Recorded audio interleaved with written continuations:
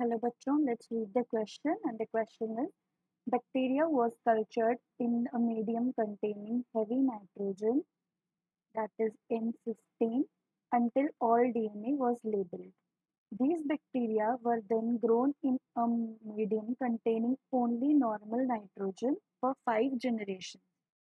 The percentage of cells containing N15 in each generation was estimated, which curve provides the evidence that the DNA replication is semi-conservative. हमें दिया गया है कि एक bacteria को culture किया गया था एक मीडियम में जहाँ पर क्या है एक हैवी नाइट्रोजन कंटेंट प्रेजेंट है, that is the N15N।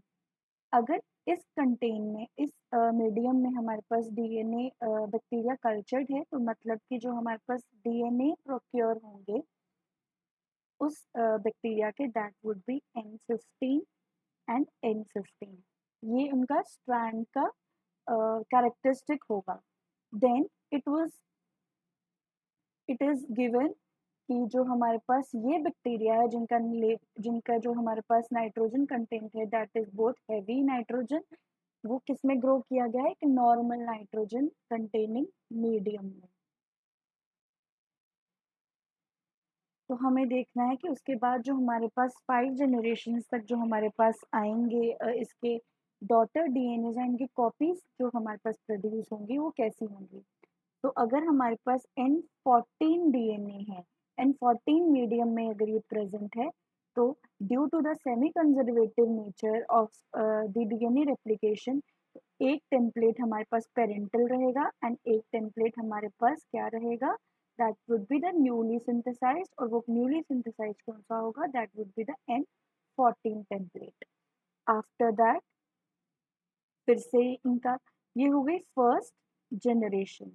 After that अगर हम सेकेंड जनरेशन की बात करें, जो हमारे पास नॉर्मल नाइट्रोजन में प्रेजेंट होगा, मीडियम में होगा, that would be again N14 जहाँ पे एक स्ट्रैंड हमारा पेरेंटल होगा, एक स्ट्रैंड हमारा न्यू सिंथेसाइज्ड होगा, and then it would be N15 N14 again N15 N14 and N14 and N14।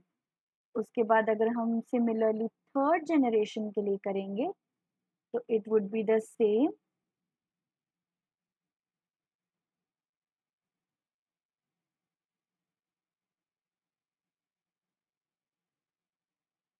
अब हमें यहाँ पे रिकॉग्नाइज करना है कि जैसे ही हमारे पास नंबर ऑफ कॉपीज अगर इंक्रीज हो रही हैं, डीएनए कॉपीज इंक्रीज हो रही हैं, वैसे ही जितना भी हमारे पास नंबर ऑफ कंटेंट हर जनरेशन में, जो हमारे पास number of content of nitrogen है वो क्या है, सेम है। जैसे नाइट्रोजन का कंटेंट अगर हम हेवी नाइट्रोजन का कंटेंट देखें तो यहाँ पे N15 है, यहाँ पे भी N15 है, मतलब कि 2 हैवी नाइट्रोजन हमें यहाँ पे देखने को मिल रहे हैं। अगर हम फर्स्ट जनरेशन की बात करें तो यहाँ पे भी 2 हैवी नाइट्रोजन देखने को मिल रहे हैं। अगर हम थर्ड जनरेशन की बात करें तो यहाँ पे भी हमें 2 हैवी नाइट्रोजन देखने को मिलेंगे। सिमिलरली अगर हम फिफ्थ जनरेशन तक जाएंगे, वहां पे भी हमें लास्ट में 2 हैवी नाइट्रोजन देखने को मिलेंगे। बट यहाँ पर क्या हो रहा है, 2 हैवी नाइट्रोजन तो देखने को मिल रहे हैं, बट हमारे पास क्या हो गए, number of DNA copies increase हो रही है। सो अगर हम देखें तो अगर हम फर्स्ट जनरेशन पेरेंटल डीएनए की जनरेशन में देखें, दैट वाज 100% क्या था हमारे पास, 100% हमारे पास हेवी नाइट्रोजन प्रेजेंट था। अगर हम इस आफ्टर द ग्रोथ मीडियम के बाद देखें तो हमारे पास 50% क्या है, हैवी नाइट्रोजन प्रेजेंट है।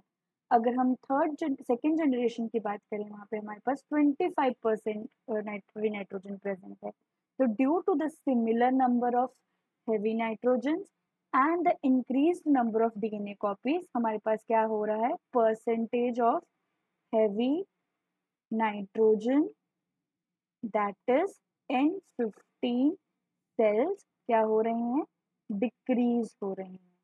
तो इन ग्राफ में से जो डिक्रीज होने वाला, कंसिस्टेंटली डिक्रीज होने वाला ग्राफ जो है, that is the third graph. जहाँ पे क्या हो रहा है, हर जनरेशन में क्या हो रहा है, हमारे पास number of percentage of cells containing heavy nitrogen और नाइट्रोजन N15 क्या हो रहा है, डिक्रीज हो रहा है. That is the third graph. So the correct option is C, third. All the best.